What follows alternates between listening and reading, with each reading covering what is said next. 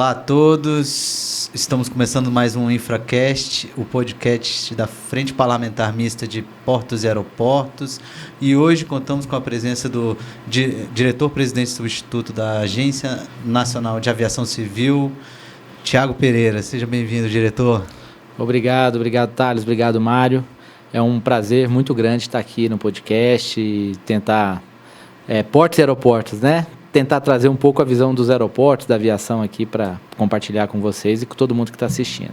Perfeito, doutor Thiago. E ao meu lado, como não poderia deixar de ser, o diretor-presidente do Instituto Brasileiro de Infraestrutura, Mário Povia. Seja bem-vindo, Mário. Obrigado, Thales. Thiago, uma honra ter você aqui com a gente.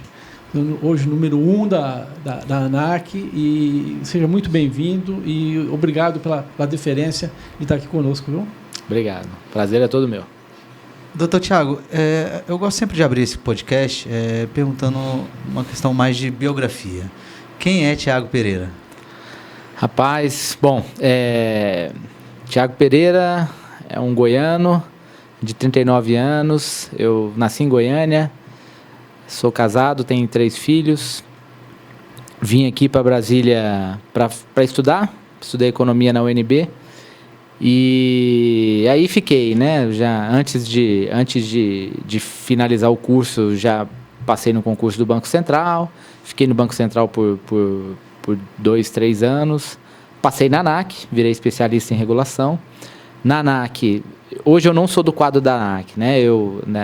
Com 3 anos de ANAC, eu passei para o cargo de gestor público ou especialista em políticas públicas de gestão governamental, atualmente no Ministério de Gestão e Inovações no Serviço Público, mas fiz um curso de formação e voltei para a ANAC, voltei como superintendente de planejamento institucional e estou lá desde então, né? Então, na ANAC, estou na ANAC de 2008, fiquei alguns meses, 9, 10 meses fora, voltei em 2012, né? Estou lá desde então. Lá já fui superintendente de planejamento institucional, depois superintendente de regulação econômica de aeroportos, a área que cuida dos aeroportos, das concessões, da regulação econômica de aeroportos. E, enfim, depois virei diretor, né? Virei diretor em 2020. No ano passado, com a saída do diretor-presidente Juliano Noman, fui indicado para ser diretor-presidente. Hoje estou como diretor-presidente substituto, né? Enfim, sou economista, como eu já falei, sou doutor em economia. Também gosto de dar aula, dou aula de economia no IDP, né, no Instituto Brasiliense de Desenvolvimento, Ensino e Pesquisa. Dou aula para graduação e para pós-graduação. Enfim, acho que eu tentei resumir aí quem é o Thiago, né? Thiago, você trabalha final de semana em casa?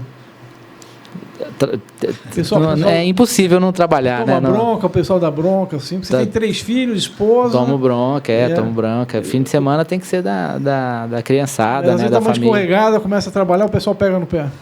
Não, você fala trabalho? Trabalho, sempre. Assim, trabalho fim de semana, mas, enfim, a gente tenta aproveitar a família o máximo possível, né? Mas é inevitável atender uma ligação no fim de semana, enfim, corrigir prova, né? Corrigir trabalho, preparar a aula. Então, trabalho sim no fim de semana, tento, né, obviamente, também ter um pouco de lazer, bater um futebol, enfim, né? Faz parte também. Legal. Perfeito. O senhor falou que foi muitos anos aí do quadro ANAC, servidor de carreira. Explica um pouco para a gente o quanto que esse conhecimento que foi adquirido ao longo desse trajeto está sendo bom para a sua gestão como diretor e como diretor-presidente substituto. Olha, assim, são dois desafios grandes, né? Primeiro, o setor de aviação. A aviação, a gente que trabalha no setor fala que a aviação é uma cachaça, né? Você experimenta e não vicia, não quer largar mais, né? Então, é um setor muito estimulante, é um setor muito interessante, é um setor que tem muitas peculiaridades, naturalmente desenvolve nas pessoas também uma certa ansiedade, né? Então, com certeza, né, para estar na diretoria da agência, discutindo os assuntos de regulação da aviação civil, o conhecimento técnico é algo essencial E assim, é um conhecimento técnico muito diverso também. Para você ter ideia, a gente tem um diretor que é engenheiro aeronáutico, tem um diretor que é piloto, tem um diretor que é advogado e tem um economista. Então, é multidisciplinar mesmo, né? Se a gente precisa ter essa visão, o Mário já foi diretor de agência, né? Sabe que essa visão multidisciplinar é super importante para que todos os aspectos da regulação sejam levados em consideração. Então, esse tempo, essa experiência de agência foi muito importante para a gente desenvolver conhecimentos, enfim, na área técnica, na área de segurança operacional, segurança, contratos de interferência ilícita e, obviamente, também na área econômica, área de regulação econômica, concessão, enfim. Além disso, e aí eu tenho um longo período na agência, de 5 anos, de 2012 a 2017, como superintendente de planejamento. E a agência, e o grande projeto desse período era fortalecer a agência institucionalmente, ou seja, que ela fosse cada vez mais perene, né? Que os processos é uma característica que todas as agências reguladoras busquem, né? que elas buscam, né? Que a regulação seja estável e que as alterações sejam feitas de forma pensada, ponderada, sem salto, né? O mercado demanda isso. Todos os setores de infraestrutura são setores que têm um alto nível de investimento com longo prazo de maturação, então precisa dessa segurança jurídica.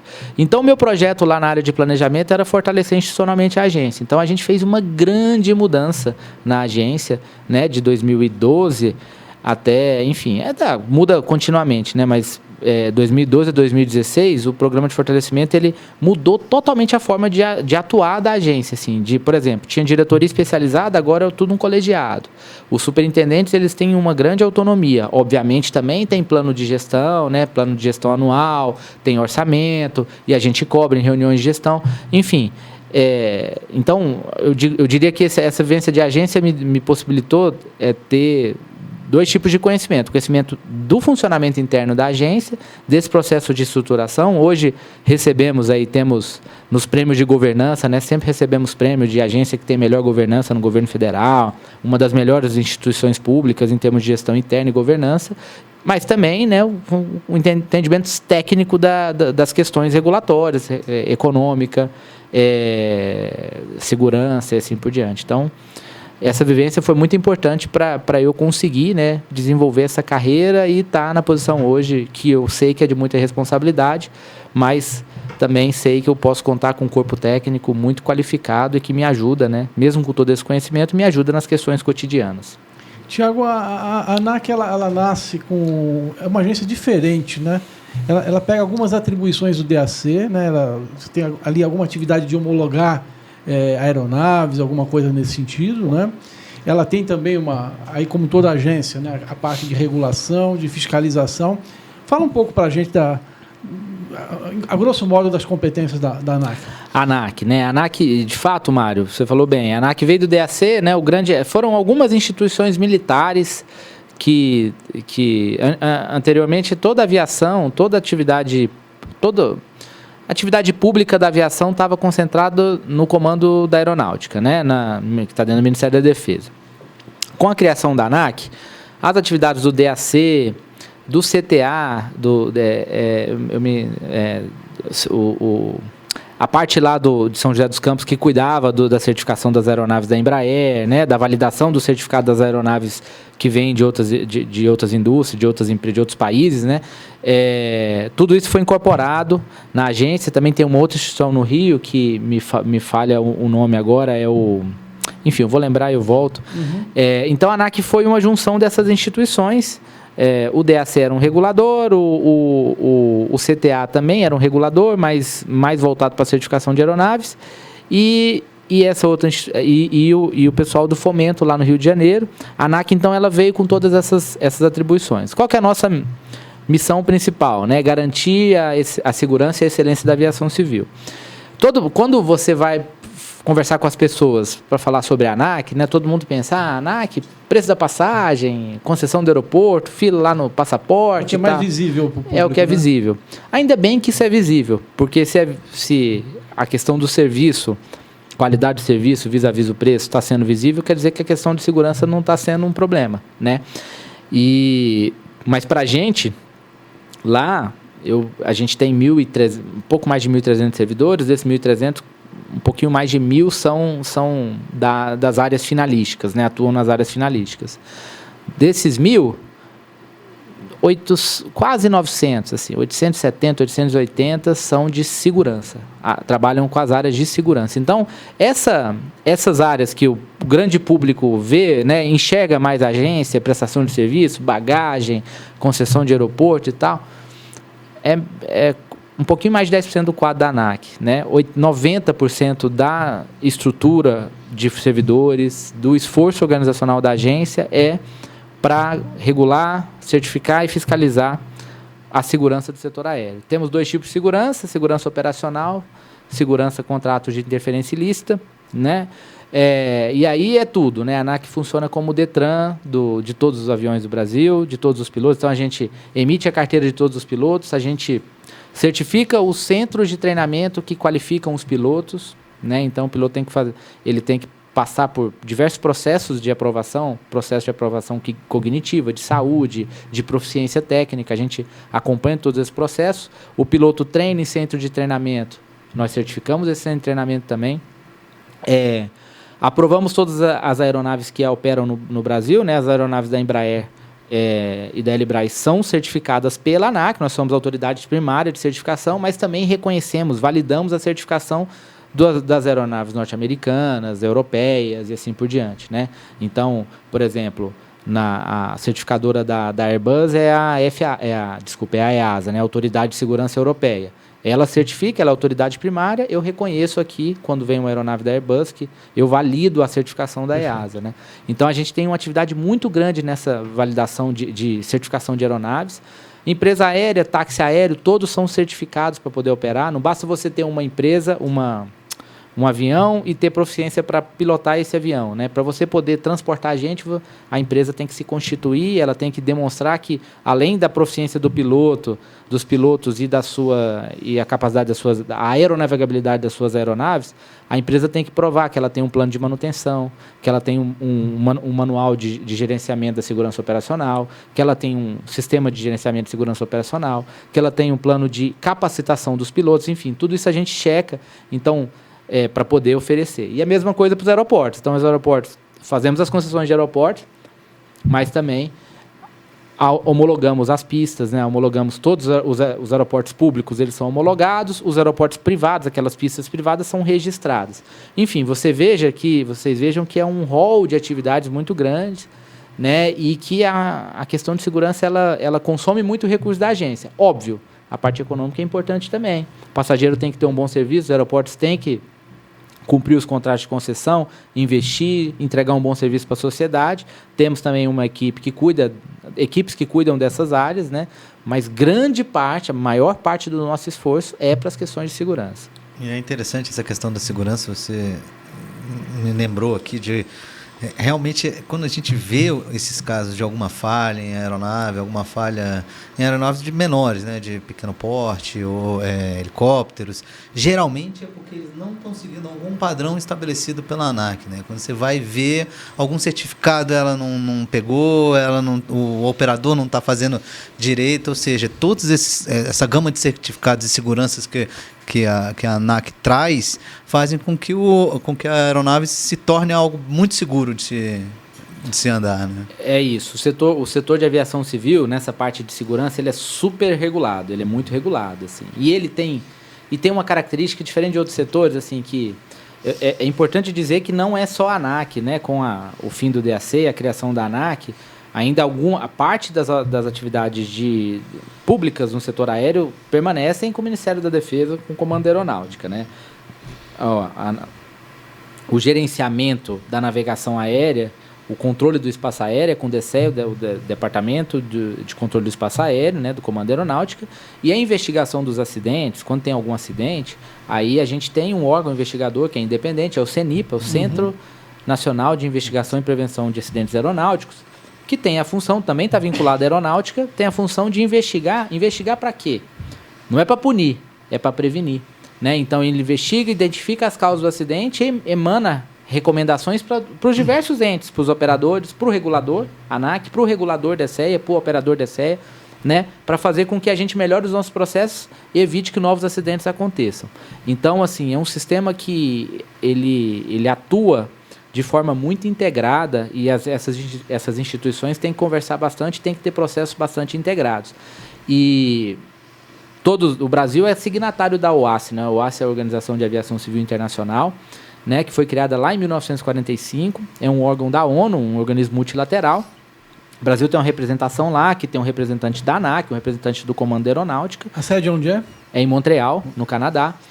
E, enfim, é de lá, desse organismo, que são emitidos as recomendações e determinações de segurança da OACI, que elas são transcritas aqui nos nossos regulamentos brasileiros de aviação civil. Então, existe um nível de harmonização muito grande, harmonização regulatória da parte de segurança da aviação civil no mundo todo. A OACI, além de emitir os anexos da ICAO, né, o ICAO é a sigla em inglês, né, International Civil Aviation Organization, ou OACI, né?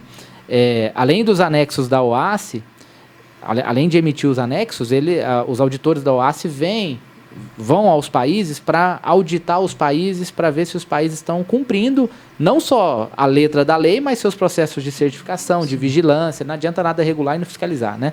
Então, eles vêm a capacitação dos seus servidores, dos servidores das autoridades e tal. Tivemos uma auditoria agora, no ano passado, não me recordo, foi no meio do ano passado, graças a Deus, e também, em maior parte, graças aos servidores da ANAC, fomos muito bem avaliados, né? Em torno de 95% de compliance, assim, entre os 5 maiores países do mundo, de compliance com as normas da OACI. Né? Então, isso mostra um pouco do amadurecimento institucional, não só da ANAC, do próprio DSEA também, né? Do Comando da Aeronáutica, no sentido da cultura de segurança, né? De criar na aviação civil um modelo de cultura de segurança. E é como você falou, Thales, assim, para que um acidente ele acontece, não é por uma causa específica, na verdade é um conjunto. A operação aérea é cheia de redundâncias, né? Então, para acontecer um acidente, várias falhas devem ter acontecido, né? Geralmente os investigadores, eu não sou especialista nessa área, mas é o que a doutrina diz, né? Os investigadores, quando aconteceu um acidente, é porque, enfim, pode ter acontecido alguma coisa com o piloto, com o equipamento, uma redundância não funcionou, enfim. Então, a gente tem que estar muito ligado, né? E todo mundo no setor aéreo tem essa cultura de segurança, né? A operação em primeiro lugar, o piloto é o comandante supremo da aeronave, ele é super qualificado, né? Ele passa por... É muito caro ser piloto, né? Ele passa por um processo de formação muito grande. Quem capacita pilotos, ou esse pessoal que faz o controle de como é que chama lá? Nas torres? Os controladores de voo. Sim. As capacitações são feitas no âmbito do Comando da Aeronáutica. É a Aeronáutica mesmo que é responsável. Isso. A Aeronáutica, o DSEA ele exerce, ele controla o tráfego aéreo. Também tem uma empresa pública que controla algumas torres, chamada Nave Brasil, né? E aí o DSEA, a capacitação dos controladores fica a cargo da Aeronáutica. Dos pilotos, setor privado que faz a capacitação, são os CIACs, né? Os Centros de Instrução de Aviação Civil. Podem ser aeroclubes, escolas de aviação civil, aí tem algumas classificações e eles são certificados pela ANAC. Então, uma empresa quer se tornar um CIAC, tem que apresentar os seus manuais para a agência, apresentar a sua infraestrutura para a agência e passa por um longo processo de certificação e após certificado por um processo de fiscalização que a gente chama de vigilância continuada, né? E aí são essas instituições que atuam na formação e na capacitação dos pilotos. Obviamente, quando o piloto chega numa empresa aérea, as empresas aéreas também têm seus programas de formação que inclusive são aprovados para a gente e suas escolas de aviação, né? Suas escolas internas, né? Para capacitar, treinar os pilotos nos simuladores principais, das aeronaves que eles operam, enfim. E a capacitação dos servidores da ANAC? Eu imagino, bom, a gente tem uma tecnologia em constante renovação. Acho que os drones, né, recentemente, já se fala também aí ter aí os veículos aí de transporte de mobilidade urbana também pelo ar, né? Como é que você capacita os seus técnicos para essas novas tecnologias? Como é que vocês começam a regulamentar? É a partir da regulamentação internacional? Há alguma coisa que é embrionária que começa aqui mesmo? E para onde está indo esse setor aí? Os drones... como é que você enxerga? Vetóis, né? Vetóis, exatamente. Eles vão tomar o mundo? Fala um pouco para a gente aí da tua visão, Thiago. Olha, Mário, capacitação, assim, a gente tem de tudo, né? Tem curso interno, a gente tem uma turma boa de pedagogos lá na agência, né? Que atua tanto na fiscalização e na regulação do centro de instrução para fora, quanto também na elaboração de cursos para os servidores, cursos para fora também, né? Nós temos o nosso centro de treinamento, que aqui na chegada do aeroporto de Brasília, você está indo para o aeroporto, olha para a esquerda ali, né? Do lado ao ladinho, um pouquinho antes do terminal de aviação geral, tem um centro de treinamento da ANAC. Esse centro de treinamento ele é certificado pela OASI com a marca Trainer Plus. Nós somos full member, né? Um nível de reconhecimento, a gente pode emitir cursos para fora. Então, Legal. a gente tem um pessoal bom aí que ajuda nas capacitações com turmas internas. E são servidores da agência. Servidores da agência.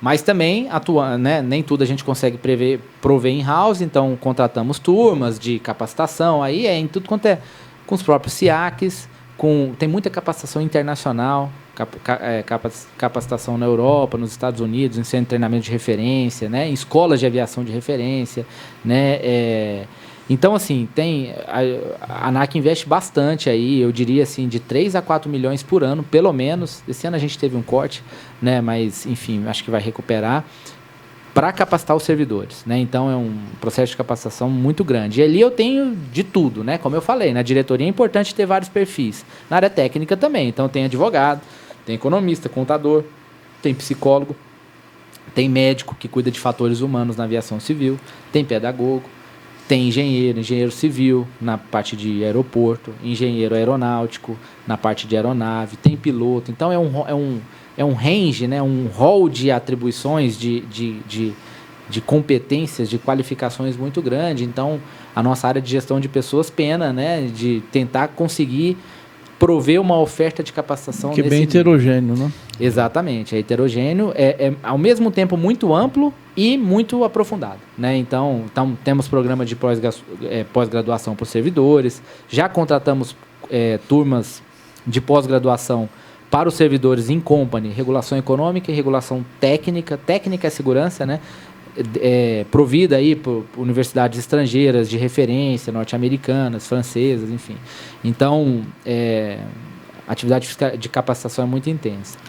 E tem que ser, né? Porque aí já indo para a sua segunda pergunta, né? E o futuro aí dos eVTOLs, né? Os eVTOLs são os veículos de pouso e decolagem vertical, né? O carro voador, né? Como o pessoal às vezes fala aí na mídia. Enfim, é uma tendência, tem uma pegada ambiental, em geral eles são elétricos, né? Então o E de eVTOL, né? É electrical, né? Então são veículos elétricos, então eles são carbono zero de emissão, então tem uma pegada ambiental. Também o que a gente vê de tendência na indústria, né? Os eVTOLs, assim, o que eu já vi, o máximo de autonomia assim de 200, 300 quilômetros, mas em geral é para ficar mesmo o modelo, né, de negócio é no meio urbano ali para ficar num custo mais acessível que o helicóptero, né? É um pouco essa a proposta, né? A Embraer tem a IVE, né? A IVE é a empresa é uma subsidiária da Embraer que está desenvolvendo o seu desenvolvendo o seu próprio eVTOL, e aí a gente está em constante conversa com a Embraer, porque aí é aquela coisa, né? Como é que a gente vai regular uma coisa que a gente não sabe direito como vai funcionar? Obviamente, a Embraer tem um projeto e vai desenvolvendo esse projeto, e ela vai passando esse projeto com a gente para a gente ver como é que a gente vai certificar esse projeto, né? Em princípio, a gente está sentindo assim, existem 4 principais autoridades certificadoras de aeronaves no mundo: Estados Unidos, Europa, e são, não por acaso, que é Boeing, Airbus, linha, né? Canadá, Bombardier, e Brasil, Embraer, né? Essas 4 autoridades têm até um grupo chamado CMT, Certification Management Team, né? A gente faz parte desse grupo e a gente tem reuniões constantes, né? Pelo menos semestrais com esse grupo, né? Para tentar harmonizar os procedimentos, melhorar os processos de certificação e tal. A discussão de eVTOL ainda ela carece de uma maior padronização, até porque a indústria ainda está nascendo, né? Então cada modelo de eVTOL tem um princípio operacional diferente, então a gente não teve uma harmonização. Qual que é a nossa defesa nessas discussões? Nossa defesa é que a gente está com uma abordagem regulatória, que eu vou dizer residual, assim. Eu não quero inventar regulação nova. Eu vou tentar certificar esses veículos com o framework regulatório que a gente tem hoje. São os regulamentos que a gente tem hoje que são alinhados aí aos anexos da Convenção de Montreal, da Convenção de Chicago, lá da OASI, né? Então, a Convenção de Chicago foi quando foi criada a OASI, a sede é em Montreal. Então, assim, a gente não quer inventar muito, a gente está tentando usar o framework regulatório que nós temos hoje. Então, e aí, o grande problema de alguns eVTOLs, né, que eles têm características de aeronave de asa fixa, avião, mas também de asa rotativa, helicóptero. Então, a gente tem que escolher um framework meio que misto no meio do caminho aí para tentar certificar esse projeto. E esse é um primeiro ponto, não inventar a roda, até porque a gente não sabe que roda, como é que vai ser essa roda, né? E um segundo ponto é o seguinte, que a nossa certificação, isso é muito importante para toda a indústria, né? A Embraer aqui que está produzindo, mas os montadores, né? As empresas lá de fora também, que ela possa ser aceita internacionalmente, né? Não adianta nada a ANAC certificar a IVE, né? A aeronave da IVE e ela não se aceita nos Estados Unidos, não se aceita na Europa, não se aceita na Austrália. São os grandes mercados. Né? Exato. Aqui é um grande mercado também. Sim. No Brasil é um grande mercado também. Por quê? Infelizmente, por conta de engarrafamento. Né? Então, São Paulo e Rio são cidades muito grandes, né? Regiões metropolitanas, aí na ordem de 20 milhões de pessoas. Então, e ainda mais São Paulo, que tem um centro financeiro, você tem um mercado absurdo para eVTOL. Nova Delhi, na Índia também, né? Essas cidades maiores que têm problemas crônicos de engarrafamento. Imagino que Tóquio também. Tóquio também, né? Então, enfim. Mas é isso. Então, os nossos desafios regulatórios são fazer com que tem, em termos de regulação. Obviamente, se a gente perceber um determinado modelo operacional, uma determinada tecnologia que não está prevista na regulação, a gente vai estudar e vai tentar normatizar, mas, via de regra, a estratégia é certificar com o que tem de norma. Ponto. E a segunda é tentar coordenar com esses países, sobretudo do CMT, né, desse grupo de certificadores, para que as certificações que cada um fizer sejam aceitas nos outros países. Então, a gente está aberto aqui para que servidores de outras agências acompanhem nossa certificação da IVE, assim como a gente também se coloca à disposição para acompanhar a certificação dos outros veículos elétricos que estão sendo projetados e produzidos, né, no mundo. Mas já tem algum em operação aí pelo mundo? Ou ainda está... Nós estamos aí up to date? Eu já vi alguns voos, algumas demonstrações de voos, mas eu desconheço produto certificado em operação já. Eu desconheço. E a gente deve chegar junto com o mundo nessa tecnologia aí. A gente deve chegar junto com o mundo. A Embraer já anunciou aí que ela pretende ter em operação em 2026. Eu acho que a partir do ano que vem a gente vai começar a ver os projetos começarem a decolar literalmente, né? Então, enfim. Mas é como toda tecnologia nova é assim, né? Ela começa, você tem uma curva de escala, né? Você começa pequenininha, né, e tal, e à medida que você vai ganhando maturidade, aí você vai ganhando escala, você vai conseguindo produzir, aí o preço vai caindo e mais pessoas vão acessando, né? É verdade. Mas sabe o que é interessante, Thiago? É que a gente está acostumado... o Brasil está a reboque, né, seja com embarcações, com a parte de veículos, caminhões, enfim, né, a gente está sempre a reboque. Nesse caso, não. Né? A gente está junto, né? Você falou aí os 4 países no mundo, né? E a gente está junto, né? Então é uma visão diferente, né? De a gente estar no topo aí dessa... É um contexto diferente mesmo, assim, o Brasil tem que se orgulhar bastante. O Polo de São José dos Campos ali tem o ITA, né? O Instituto Tecnológico de Aeronáutica, é pertencente à aeronáutica, inclusive, né? É um grande fornecedor de mão de obra para a Embraer, de engenheiros super qualificados. A Embraer era uma empresa que ela é reconhecida pelo seu alto padrão de engenharia, né? Uma empresa de engenharia no final do dia, né? Engenharia de aeronáutica. E é isso, né? Graças ao desenvolvimento desse polo tecnológico, a gente conseguiu ficar na vanguarda, desde aí da década de 70, né? Ficar na vanguarda da indústria aeronáutica. Então, o Brasil é um grande fabricante. Óbvio, um avião tem peça de tudo quanto é lugar do mundo. Sim.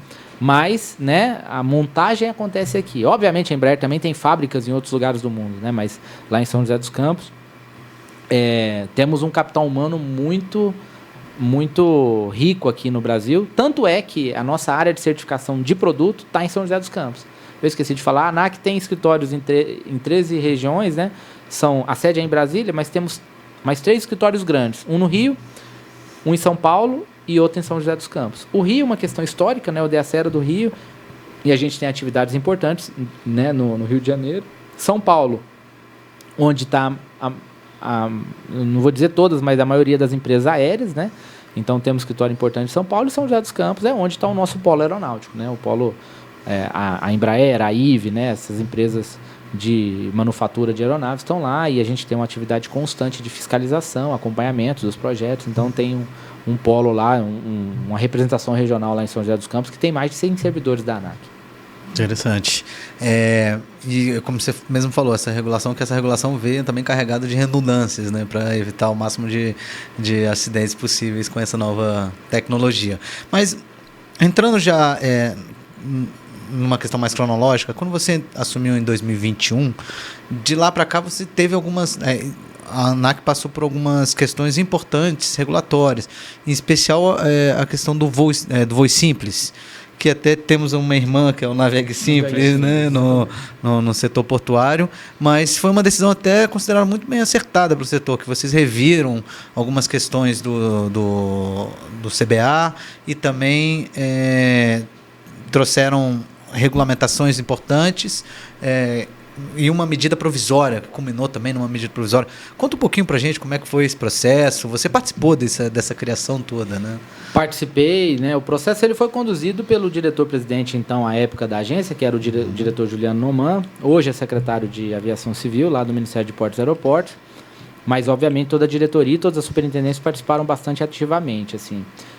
O voo simples, ele nasceu de um diagnóstico de que a gente não conversava bem com o setor, assim. Apesar da gente se esforçar bastante, os servidores super comprometidos e, né, jurisprudência sobre o Brasil todo, jurisdição sobre o Brasil todo, né, fiscalizando, certificando, mas, assim, às vezes tinha algumas questões que, parece que a gente, por mais eficiente que fôssemos, ainda tinha um ruído, uma falha de comunicação com o setor regulado.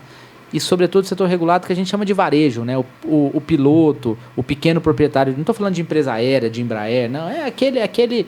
Como eu falei, a ANAC é o Detran, né? Então, o Detran lida com o motorista e com o dono do carro, né? A gente lida com o piloto, com o comissário, né? Com o pessoal da aviação civil e com o proprietário da aeronave. Então, assim, o voo simples, qual que é a pegada do voo simples? Depois de várias conversas com esse público, né? De várias críticas que a gente tentou entender, internalizar, a gente identificou um problema assim, às vezes a gente tinha alguns procedimentos excessivamente burocráticos, por questões que deveriam ser de segurança, mas não era segurança, era burocracia, pura e simples. Então, assim, a pegada do voo simples é de reduzir burocracia, focar no que é importante, focar em segurança. Então, começamos o programa por volta de 40, 50 ações, terminamos o programa desenvolvendo mais de 75 ações, assim. Então, que as coisas vão ganhando vida, resolve um problema aqui, surge um problema acolá, e a gente vai tentando resolver. Várias alterações normativas dentro da agência, resoluções, instruções suplementares antigas foram sendo revistas ou simplesmente revogadas, e também a mudança do CBA, né, do nosso Código Brasileiro de Aeronáutica. Isso foi feito por meio de uma medida provisória. Quando foi isso? Ela foi aprovada em 2021 ou 2020. Ok, não só para ter uma... eu acho que a medida provisória ela saiu no final de 2020 ou 2021 e foi aprovada em maio, né, foi convertida em lei em abril e maio do outro ano, né? E, enfim, redução de taxa de fiscalização, você conhece bem, né, Mário? TEFAC, né? Então a gente tinha uma tabela de TEFAC absurda. Às vezes, imagina você ser fiscalizado para numa blitz, né? O policial, o agente do Detran, do DefTrans, enfim, olha a sua situação lá, tá tudo ok, carteira de motorista em dia e tal, seu carro tá em dia, vai embora. Não vai embora não, você tem que pagar uma TEFAC aqui porque você foi fiscalizado. A gente tinha TEFAC desse jeito. Então a gente reviu, né, tentou linkar as TEFACs ao tipo de serviço que a gente está prestando, né, uma avaliação de custo. Então, um mesmo serviço tinha 5, 6 TEFACs, então unificamos. TEFAC é no serviço, paga no final. Enfim, então a gente teve uma grande racionalização de TEFAC, racionalização regulatória também. Fizemos uma faxina no CBA, né, no código. Então, removemos dispositivos que já eram obsoletos, que foram o Código Brasileiro de Aeronáutica é de 86, pré-Constituição, né? Então a gente fez essa faxina regulatória e acabou funcionando como um programa que nos aproximou do público regulado, daquele público que a gente tinha mais dificuldade de lidar, que é o regulado que não tem uma força institucional de uma empresa aérea, de uma concessionária de aeroporto, de se preparar para lidar conosco, né? Ele quer pilotar, ele quer andar de avião, né? quer pilotar o seu avião, quer ter a sua aeronave, mas sem passar por burocracia. Então foi isso que a gente tentou fazer, né? Modernizamos nosso registro o nosso RAB, né? O Registro Aeronáutico Brasileiro, é o cartório onde são registradas todas as aeronaves, matrículas, mudanças de proprietário. Então, hoje é tudo digital, temos o RAB digital. Enfim, uma série de medidas que vieram dentro desse programa que racionalizaram, foram muito úteis para o setor regulado, óbvio, né? Mas também para a própria agência, né? Para que a agência parasse de ficar olhando papel, burocracia e focasse no que é importante. Claro. Garantia da segurança. E a gente tem até uma curiosidade sobre isso. Eu acompanhei esse processo. Meses depois que teve toda essa revisão, nós tivemos o primeiro registro de balão sendo feito. Então, antigamente os balões eram feitos ilegalmente, né? Não ilegalmente, mas não regulamentados. Não regulamentados. Aí, dessa forma, foi o primeiro balão regulamentado. A taxa de certificação de um balão era muito alta, era quase R$1 milhão, por volta de R$1 milhão, né? E aí... E tem indústria, né? De balonismo no Brasil. Assim, a maioria dos balões são experimentais, são aeronaves experimentais, não são certificados. Mas tem uma empresa específica que sempre manifestou o seu desejo de ter o seu balão certificado. Um balão certificado, ele tem mais prerrogativas, ele pode vender voos e um monte de coisa. Só que, como é que a gente vai falar com o órgão fazendário? Olha, tem uma taxa aqui, eu vou reduzir essa taxa. Não, mas reduzir é renúncia fiscal, você tem que pegar uma outra fonte e tal.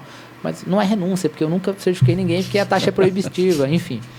Publicou a medida provisória, mudou a taxa, a gente publicou a nova tabela de TEFAC, foi de 100 mil, 1 milhão, para pouco mais de 20 mil, cerca de R$20 mil. No outro dia entrou o pedido de certificação do balão dessa empresa, que está em processo de certificação. O processo de certificação não é simples, tá, pessoal? Assim, a gente certifica o projeto, que é o protótipo, que é como a aeronave vai funcionar, depois a gente certifica o produto, né? Assim, beleza, o produto está de acordo com o projeto? Beleza. E aí tem que ver se esse produto funciona. Então, certifica a teoria e a prática, né? Uhum. E aí tem que fazer ensaio e voo, tem uma série de procedimentos. Então, assim, para você ter ideia, uma certificação de aeronave no E2, por exemplo, o 195 da Embraer, 5 anos assim, de processo. A gente já está no processo de certificação da IVE, né? Desde 2021, desde 2022. Então, com a meta de fazer em 2026. Estamos publicando agora a base de certificação, que é aquele framework que eu mencionei, né? Que nós estamos aproveitando o que tem de regulação agora. Enfim, então, é isso. Mas o voo simples, esse caso é emblemático, né? O Congresso topou mudar a lei, dá um pouco mais de autonomia para a agência definir as TEFACs com base no serviço. Definimos uma TEFAC mais razoável e aumentamos infinitamente, né? A arrecadação era 0, conseguimos arrecadar R$20 mil com um processo de certificação de balão que está em andamento. Isso mostra também qual a importância, né, quando você consegue simplificar os processos de uma maneira em que eles se tornem atrativos, o investimento acaba vindo, né? Exatamente. Não, e eu fico muito feliz, assim, além da reação positiva do público, o próprio Navegue Simples, né? Lá dentro do Ministério de Portos e Aeroportos, com a ANTAC, com a Secretaria de Hidrovia, Secretaria de Portos, assim, o setor de portos olhando para o setor de aviação e vendo que tem uma medida que, enfim, que tirou entraves e tentando aproveitar. É isso. Isso é um orgulho muito grande para a gente lá da ANAC, saber que a ANTAC, Secretaria de Portos, de Hidrovias, está seguindo esse caminho e está tentando melhorar a vida para o usuário, para o usuário dos portos, das hidrovias. Ô Tiago, você aterrissou lá na ANAC em 2008, é isso? Sim. E traça um paralelo da ANAC de 2008 para a ANAC 2024. É muito diferente, a ANAC é muito diferente. Assim. Quando eu entrei, a ANAC ela tinha muito mais escritórios regionais, ela tinha muito mais servidores, porque ainda tinha os militares, né? A lei deu 5 anos de transição, então a gente aprendeu muito com os militares que A saíram. ANAC foi criada em que ano? Ela foi criada, a lei é de 2005 e ela foi criada em 2006. Assim, ela foi instituída, criada, né, em 2006.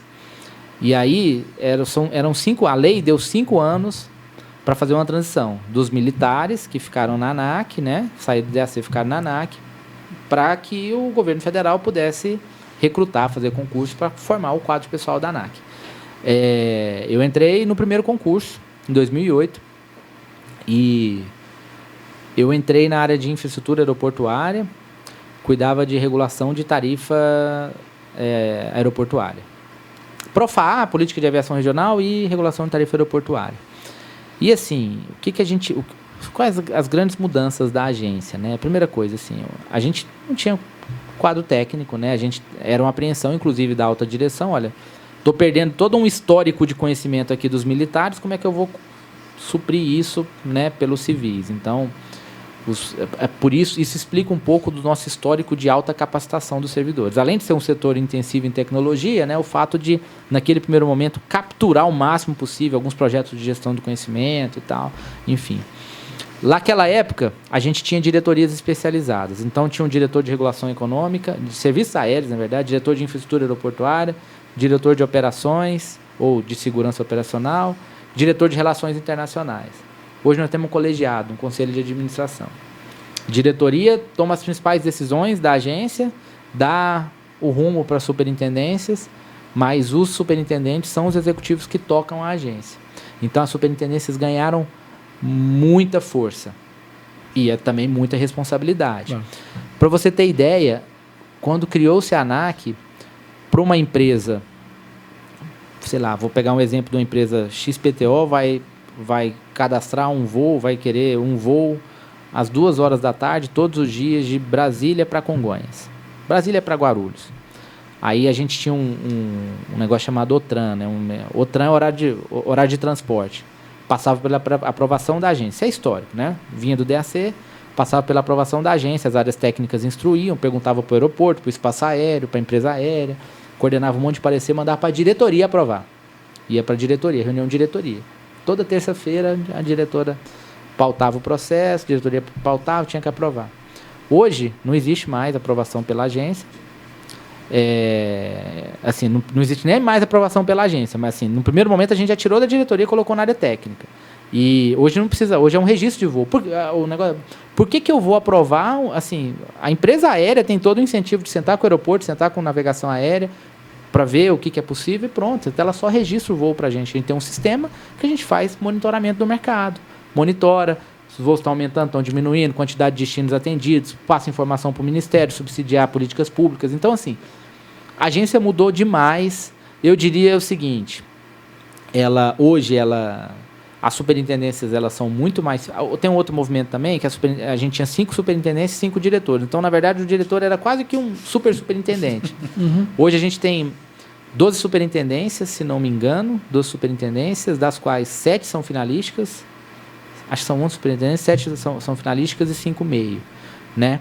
E as superintendências, elas se especializaram, então, e elas têm uma prerrogativa muito grande. Assim. Então, por exemplo, instrução normativa era aprovada na diretoria, hoje é superintendência. A diretoria tem a competência para publicar a norma.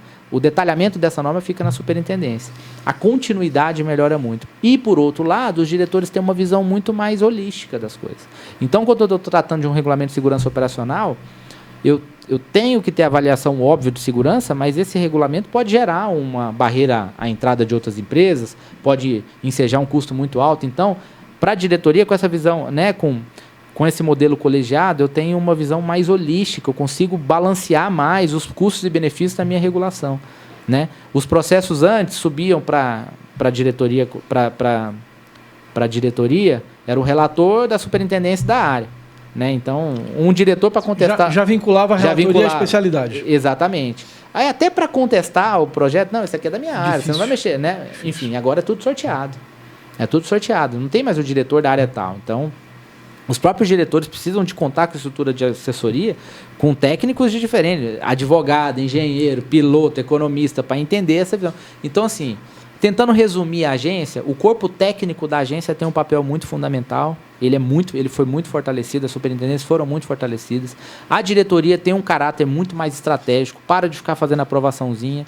A gente tem reunião quinzenal. A reunião presencial, aquela que é transmitida, é quinzenal. Os processos menores são submetidos à eletrônica, que são semanais, né? São audiências virtuais.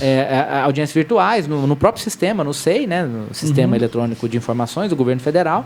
E o restante, as reuniões elas são quinzenais, elas têm 3, 4 assuntos. Por quê? Porque a vida acontece na superintendência. A diretoria tem as diretrizes, ela emana as diretrizes mais estratégicas, toma as decisões mais estratégicas, mas o dia a dia está nas áreas. Como o próprio nome diz, é superintendência. Né? É superintendência, é isso mesmo. E aí ficou fortalecida realmente pelo modelo. Ficou fortalecida, óbvio, tem que prestar conta, a superintendência não tem vida própria, ela tem que estar dentro de um plano que é aprovado pela diretoria, discutido por todas as superintendências, mas assim, isso dá uma... melhora pro regulado, né? Porque acaba que tem menos instâncias de aprovação, você consegue resolver grande parte dos problemas na própria superintendência. Mas também, né, quando tem uma superintendência que não está funcionando bem, a diretoria é super aberta para o público externo para tentar entender os problemas e tentar atuar junto com o superintendente para melhorar a qualidade do serviço, né?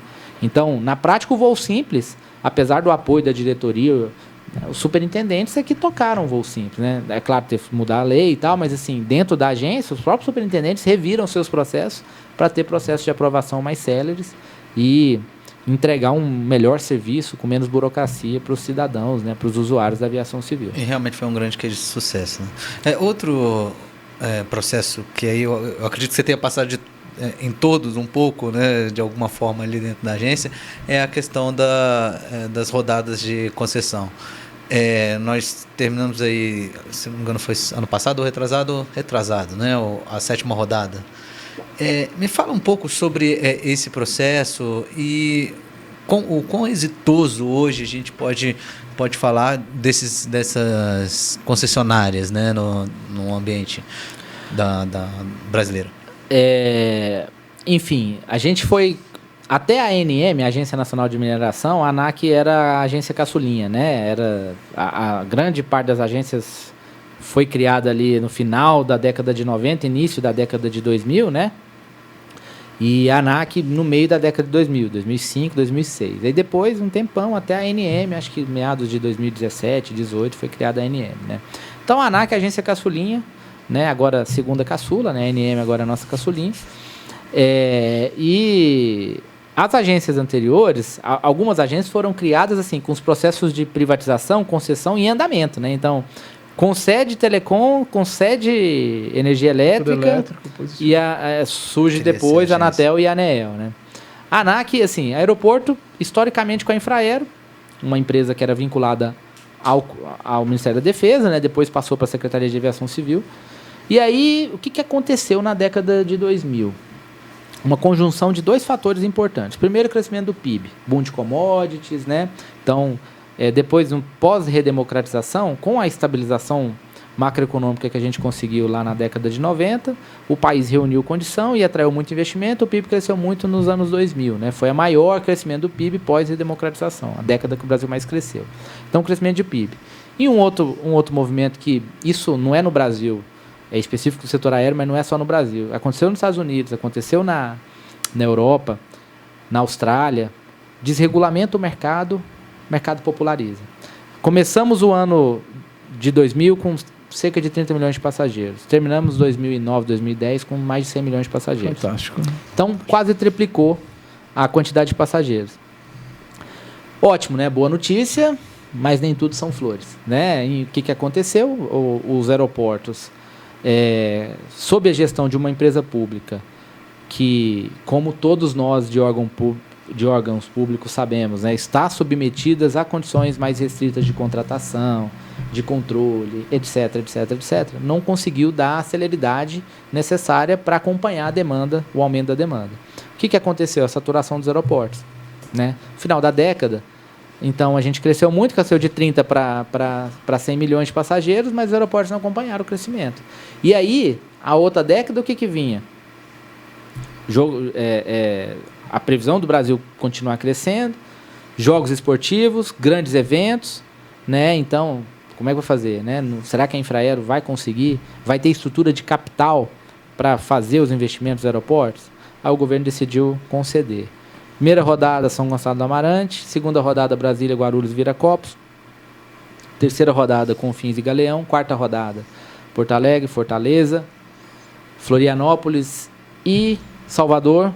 Quinta rodada, até a quarta rodada, concessões individuais desses 10 aeroportos.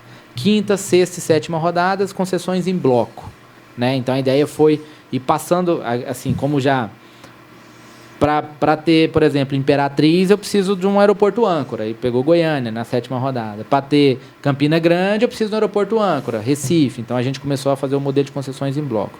O que mudou, né? No primeiro momento, a gente tinha pegado, assim, o que os investidores falavam para a gente? Falavam assim, olha, o Brasil está crescendo bem, a perspectiva era de crescimento da economia, então o risco econômico, o risco de demanda está comigo, estou tranquilo. Eu não quero correr risco regulatório, porque eu nunca vi a ANAC regular concessão de aeroporto, sou caçulinha, né? Então, risco regulatório tem que ser baixo. Então, o que a gente fez? A gente tentou fazer um contrato mais completo, muito parecido com o contrato de rodovia. Né? Então, nosso contrato era muito prescritivo. Aí tinha uma questão também de Copa do Mundo, então os investimentos iniciais eram com pouco tempo e prescritivos. Viracopos vai ter, sei lá, quase 30 pontes de embarque. Guarulhos tem que ter um novo terminal, enfim. Essa era a lógica, né? Para dar segurança para os investidores e para dar o timing dos investimentos que precisavam. E tem uma outra característica, o ágio ele acabou sendo diluído ao longo da concessão, né? Então o ágio ele paga, né, cada ano ele paga uma parcela fixa que era independente da demanda. As concessões foram, eu não digo assim, eu vou falar dos problemas, né? Mas assim, se você for pensar, eu lembro que a gente vivia na ANAC, imagina na Copa, o cara pegava o celular numa fila assim para entrar num finger, né, numa ponte de embarque, tira uma selfie e fala, imagina na Copa, né? Essa fila aqui, aeroporto pequeno ainda e tal. Seleção estava indo bem e a aviação estava indo mal, né? Por conta do caos aéreo e tal, imagina na Copa. E a Copa acabou se mostrando diferente, né? Os aeroportos foram bem, mas a gente morreu no 7-1 lá, né? Mas enfim, as concessões foram bem sucedidas, as obras aconteceram. Veja, Guarulhos, eu tenho um slide que eu apresento, criei esse slide em 2019, que saiu nas redes aí, o tal do 10 Years Challenge, já viu? Você pega 2009 vis-a-vis 2019, eu fiz isso com os aeroportos, né? Aí, São Gonçalo era Greenfield, foi feito do zero, só tinha uma pista lá que a Infraero construiu, a corporação fez um investimento. Guarulhos criou o T3. Brasília, a gente está aqui cansado de andar, né, no aeroporto de Brasília, ver a diferença, era só aquele satélite. Brasília é absurdo. Era quase tudo remoto. Brasília é Florianópolis, né? Fantástico. Vitória foi a Infraero que fez. Vitória, a concessionária, já chegou com um terminal novo. Mas enfim, então, as primeiras concessões, os investimentos foram feitos, a qualidade de serviço melhorou absurdamente, não temos mais problema de infraestrutura. Mas, de novo, nem tudo são flores, né? Aí veio o problema econômico, o problema de demanda. Infelizmente, o Brasil não cresceu tanto quanto se imaginava no começo. Então, o que não era receio dos investidores passou a ser o principal problema. Queda de demanda, crescimento muito abaixo do esperado. Os investimentos eram prescritivos, né? O contrato tinha que ser seguro, as regras claras e tal. Contrato inflexível.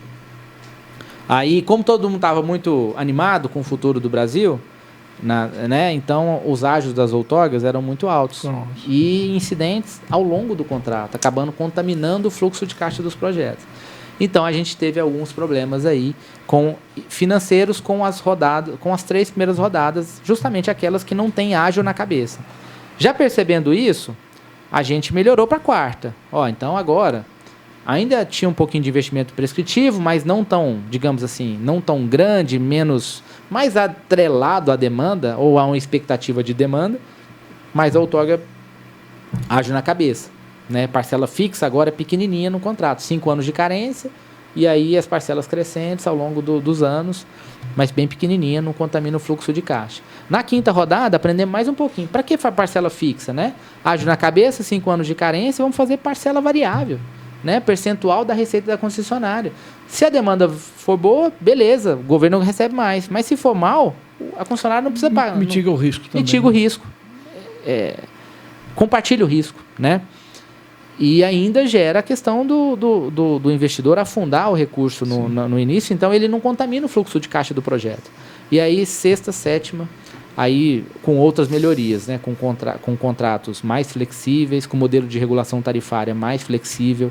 Em vez da ANAC determinar todos os tetos, eu dou um teto para o passageiro e aí eu coloco um processo de conversa, que a gente chama de consultation, entre empresas aéreas e entre aeroporto, para que eles cheguem em acordo. Então, aumenta um pouquinho mais no de pouso, tira do passageiro, ou o contrário, enfim. Então assim, resumindo a política de concessões, eu até já escrevi, tem até um capítulo de livro aí que foi organizado na AGU, né, que eu escrevi, falando um pouquinho dessa evolução da regulação no geral, né, mas assim, as concessões, eu considero que tenha sido uma política pública super bem sucedida, porque no final do dia a gente tem que pensar no passageiro, né? O passageiro, a percepção do passageiro melhorou bastante. Sem dúvida. Arrecadou mais de 30 bilhões de outorgas para o Tesouro. Assim, obviamente não é o objetivo da política pública, mas é um dado importante. Então a gente tem um FINAC muito robusto. Infelizmente não pode utilizá-lo em sua plenitude para investimentos em aeroportos, mas enfim, conseguimos. Aprendemos com os erros. Os contratos iniciais, eles eram piores mesmo do que o grande mérito do governo foi aprender com os erros e aí tentar criar mecanismos para resolver os problemas, né? Então, das concessões que existiam. Reperfilamento de outorga em 2017, 2018, depois da pandemia, alguns reperfilamentos, para aliviar a situação de caixa da concessionária sem mudar o VPL do projeto.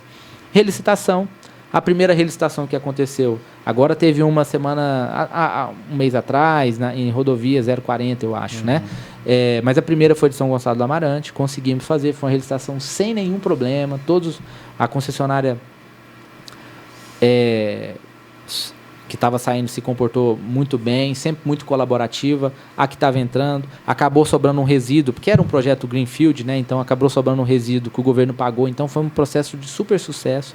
E agora a gente tem, né, para ainda resolver os problemas das concessões antigas, que ainda não são sustentáveis, tem as possibilidades aí de acordo, né, de junto ao TCU, né, SEX Consenso, Sim. que a gente vê com bons olhos também para tentar, enfim, naquilo que os reperfilamentos e as relicitações não funcionam, talvez a gente consiga fazer uma renegociação que seja boa para ambas as partes, com custo de transação menor. E às vezes o problema nem foi no modelo, né, Tiago? É que iniciado o processo, a gente teve depois uma crise de demanda, né, por conta do impeachment, né, e aí a gente virou aí PIBs muito ruins com a reboque da Lava Jato, etc. e tal.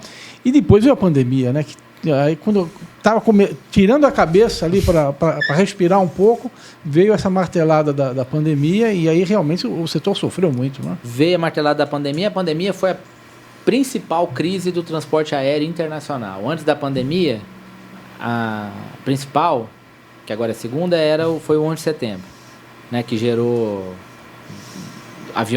um avião comercial batendo nas Torres Gêmeas em Nova York, né? E aí gerou um medo muito grande das pessoas. Essa tinha sido a principal crise da aviação mundial. A pandemia, aqui no Brasil, de repente a malha vai para menos de 10%. Os voos vão para menos de 10%. Então, assim, foi uma redução. Setor aéreo, setor de eventos, setor de turismo, muito afetado, né? A pandemia, assim, e com concessionárias que já vinham passando por problemas financeiros. Exato, por conta de toda essa tempestade perfeita, né? Altos ágios, com expectativa boa, frustração de demanda, alguns problemas societários, problemas econômicos, enfim, uma tempestade perfeita que deixou algumas concessionárias em situação muito complicada. E contrato muito engessado, né? Então, enfim, a pandemia, como é que a gente lidou com a pandemia? Não teve aporte do governo brasileiro para as empresas aéreas nem para as concessionárias, questão fiscal, né? Como é que nós lidamos com a pandemia? Tentando ser muito colaborativo do lado regulatório, né? Então, a malha essencial foi uma construção da indústria, a ANAC foi um facilitador junto com o CAD, né? Vamos atender aqui naquele momento mais crônico, vamos atender pelo menos todas as capitais. Então, a aviação conseguiu manter a integração regional, por meio da malha essencial. E aí o waiver regulatório, o waiver de slots, reperfilamento de outorga. Então a outorga vence em maio, não, joga no fim do ano, aí joga, né, faz um reperfilamento e a gente processou os reequilíbrios muito rapidamente. O reequilíbrio de 2020, os reequilíbrios de 2020, daquelas concessionárias que tinham um TOG para pagar naquele ano, foram processados todos antes do dia 18 de dezembro de 2020. Então, foi assim, eu não vi caso igual em outros setores de infraestrutura no Brasil e nem em outros setores de aviação civil no mundo, assim. Então, e todo ano, até o final do ano geralmente as reuniões de diretoria são as mais intensas porque tem vários pedidos de reequilíbrio. Então a gente está fazendo os reequilíbrios, estamos reequilibrando as concessionárias ano a ano. Então 2020, 2021, 2022, 2023, estamos iniciando 2024, agora com o desafio de dar um pouco mais de previsibilidade.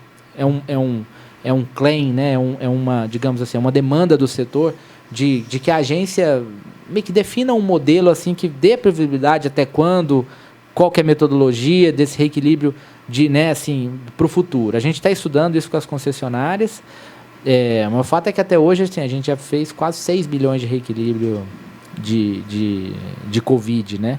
Pela cláusula lá de evento de força maior, caso fortuito, né? Então foi uma atuação muito célere e eu diria então, até por conta dos reequilíbrios, na verdade das concessionárias, como as concessionárias antigas, elas têm outorga muito alto, então a gente consegue pagar rápido os reequilíbrios, né? Porque o efeito do Covid, em geral, é menor do que o tamanho da outorga, então ele já deixa de pagar a outorga no ano.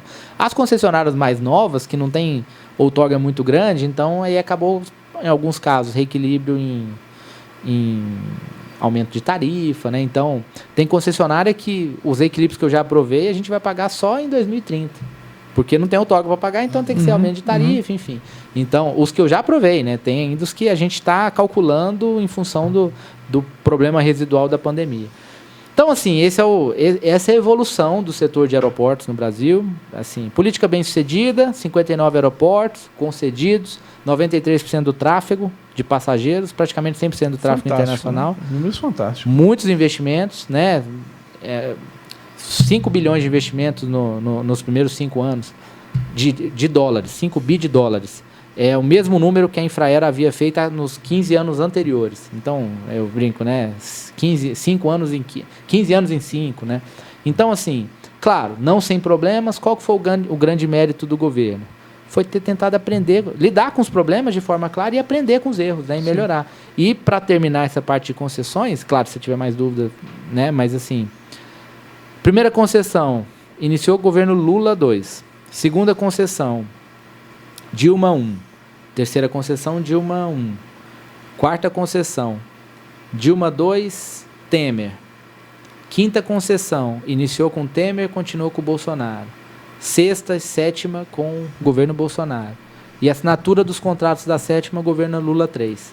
Então é um programa de Estado, né? Um programa que passou por governos diferentes, com matizes ideológicas completamente diferentes, se não opostas em alguns casos. E sobreviveu a todos eles. Sobreviveu a todos eles, investidores até, de vez em quando, não tem mais aeroporto para vender, né, e tal, mas o modelo do Brasil é bom. Então, assim, nós lá na ANAC, no governo federal, nós temos muito orgulho do programa de concessões. É verdade.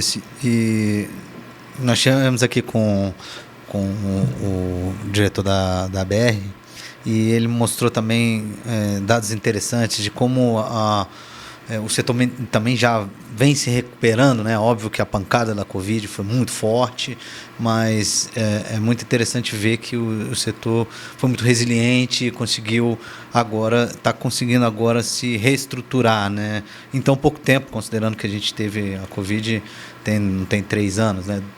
Enfim, mas eu queria entrar agora na questão dos gargalos do setor. Eu sei que você não tem muito tempo, a gente vai tentar acelerar aqui, mas só para até uma pergunta que a gente gosta de fazer como instituto, na busca de tentar trazer melhorias, né, e discutir temas. Nós temos comitês temáticos específicos para discutir esses temas aqui. Quais são, doutor Tiago, os principais gargalos hoje que a gente vê para o setor aéreo? É a questão do combustível de aviação, ele precisa ser revisto, é a questão do preço das passagens, claro que um influencia no outro, né?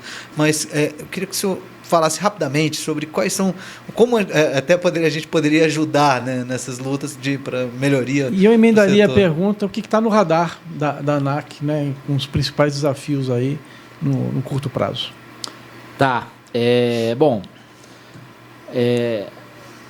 eu acho que tem um gargalo, não vou dizer gargalo, mas a gente tem que terminar de resolver os problemas de concessionárias, né? Enfim, seja via relicitação ou via renegociações no TCU, conseguir tornar os contratos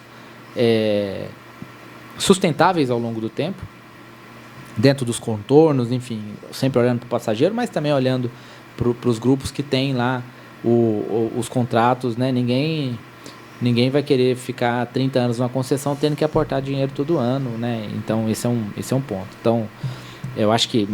E nesse sentido, a Câmara de Consensos do TCU veio como mais uma alternativa, né?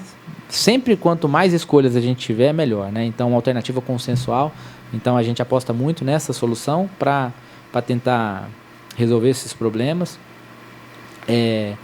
Do ponto de vista estrutural, o setor aéreo, assim, a gente tem uma causa constante, intergeracional no setor aéreo, que é custo. A gente tem que... O voo simples, é claro que ele foi mais voltado para a aviação geral, mas assim, ele atacava claramente ali, vamos reduzir custo para o privado. E aqui é o grande ponto. Então, como é que a gente cria um ambiente no qual as empresas aéreas podem melhorar, trabalhar num ambiente de custos menor? E aí entra o QAV, né? Como o QAV é precificado. Ninguém aqui, todo mundo sabe, né? E eu acho que não dá para cobrar da Petrobras que ela subsidie QAV, né? E qualquer tipo de combustível, né? Uma empresa que tem participação privada, então tem todo um processo de governança que a gente respeita. Só que talvez dá um pouquinho mais de transparência na forma como é cobrado, né? Assim, a gente tentar comparar o combustível daqui, o preço que sai da refinaria daqui com o que é feito no resto do mundo. Tem algumas estimativas, obviamente, das empresas aéreas de que o nosso QAV é mais caro do que o resto do mundo. Então, tentar entender, tentar criar algum mecanismo de accountability para que a gente consiga, de fato, fazer uma precificação aderente ao mundo, né? Então, o QAV é, sim, um problema.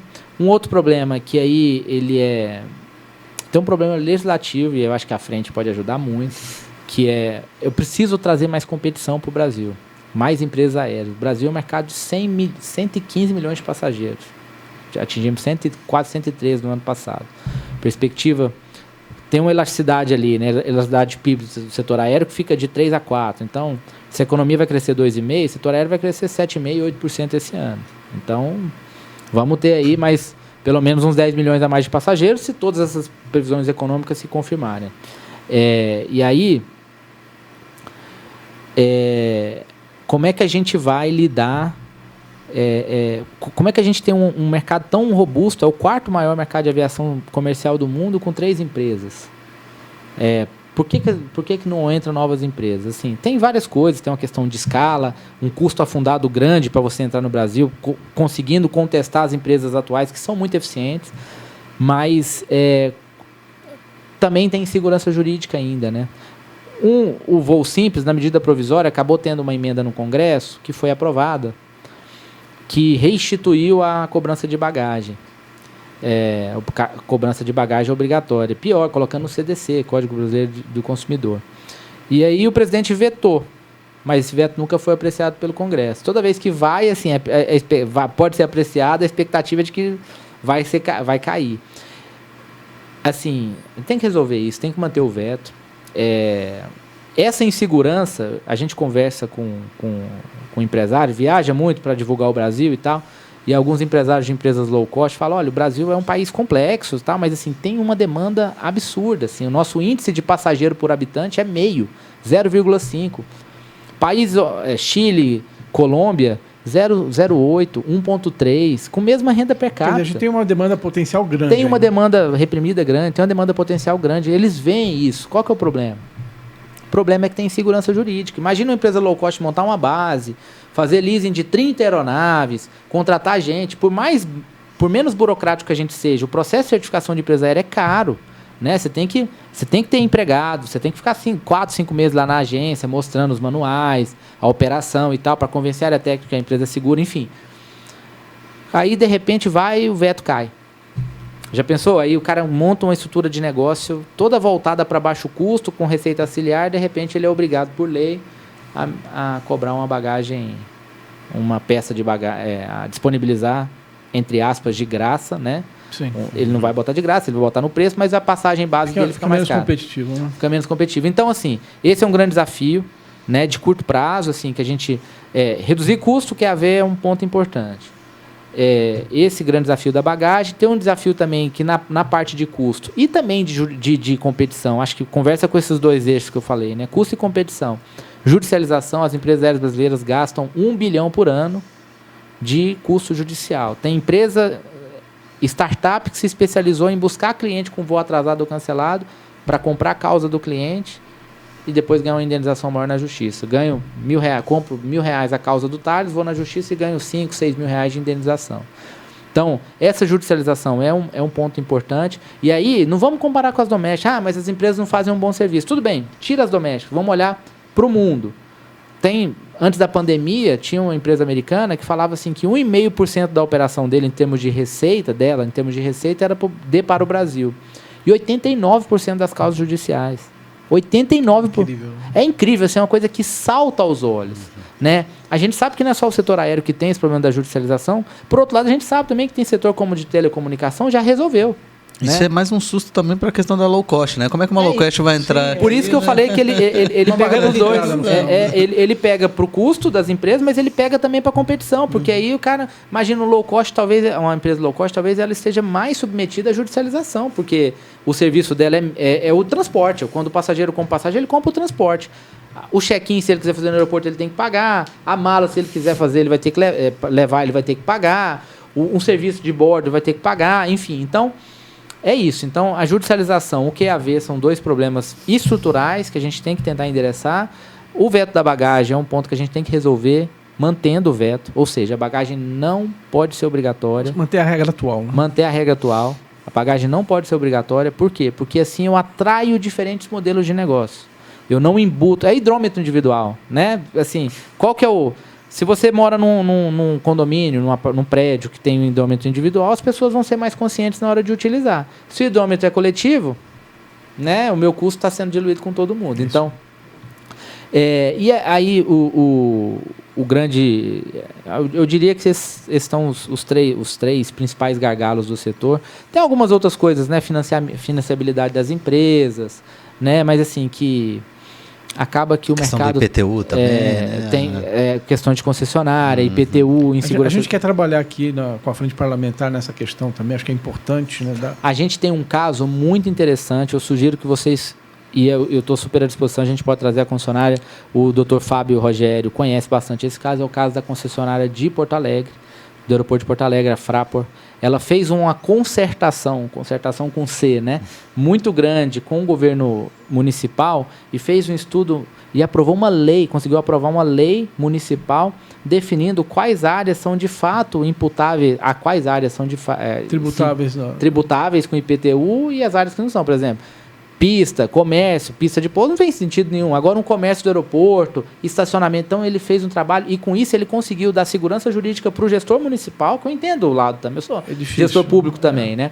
O gestor municipal ficou confortável, a concessionária reduziu assim mais de 90% o dano para a União. Agora a gente está calculando o reequilíbrio lá para a gente compensar a concessionária. Então assim, eu acho que esse caso pode ser usado como um benchmarking, no caso de Porto Alegre, um benchmarking assim, de como uma concessionária atuou tanto na esfera municipal quanto na esfera federal para fazer com que o problema seja resolvido da melhor forma para ambas as partes, sem, né, levando em consideração os preceitos constitucionais. Não sou advogado e não vou me intrometer aqui, mas, né, de divisão de competência e tal, entre Estado, município e União. Enfim, então, acho que esses são os principais pontos aí que a frente poderia nos ajudar bastante aí para desenvolver a aviação civil. Claro que não dá para garantir crescimento automático, porque a aviação ela é altamente correlacionada com a economia. Eu falei, né, a elasticidade é mais ou menos 3. Então, assim, economia cresceu, o setor cresce. O dólar também, né? O dólar é tudo muito dolarizado. O leasing é dolarizado, o QAV é dolarizado, né? Então, com guerra, com expectativa de aumento de juros nos Estados Unidos, isso pode afetar, mas assim, da nossa lição de casa é isso: reduzir custo, aumentar a competição, olhar para o que haver, judicialização, para os aeroportos, resolver os problemas dos contratos, IPTU, enfim, acho que a gente vai ter um céu de brigadeiro aí para poder voar tranquilo, os investimentos virem, e, enfim, Excelente e as pessoas voarem mais, né? Que no final das contas é isso que importa, né? Perfeito. Acho que podemos encerrar aqui. Encerramos, na verdade, com chave de ouro, né? Com essa aula aqui do nosso diretor, presidente substituto. Nos trouxe. Doutor Tiago, muito obrigado pelo espaço. Acho que temos ainda vários outros assuntos. Eu convido para, em um outro momento, a gente fazer um segundo podcast, porque não tocamos aqui nem metade da pauta que poderíamos ter tocado, mas simplesmente foi muito importante. A frente agradece muito. E com isso nós... Mário, muito obrigado, viu? Mais uma vez, foi a sua apresentação, a sua participação sempre brilhante aqui. Obrigado, Thales, e agradecer de novo, Tiago. É uma honra para a gente ter você aqui e que você venha outras vezes aí, sempre com boas notícias. Obrigado, é um prazer todo meu. Na primeira vez que eu vim aqui na frente, Thales já me fez o convite, eu falei, com certeza vou estar aqui. Vocês tocam uma entrevista, não é uma entrevista, é uma conversa de forma muito agradável, né? E que a gente pode discutir ideia e vocês dão... Então, parabéns pela iniciativa, parabéns pela frente, pelo IBI. E a ANAC está sempre à disposição para ajudar nas discussões com vistas a desenvolver o setor aéreo e o setor de infraestrutura no Brasil. Obrigado. Obrigado, doutor Tiago. Com isso terminamos mais um InfraCast. Curta, se inscreva no canal, acompanhe nossas redes sociais, porque nós seguimos em busca de uma infraestrutura forte no país.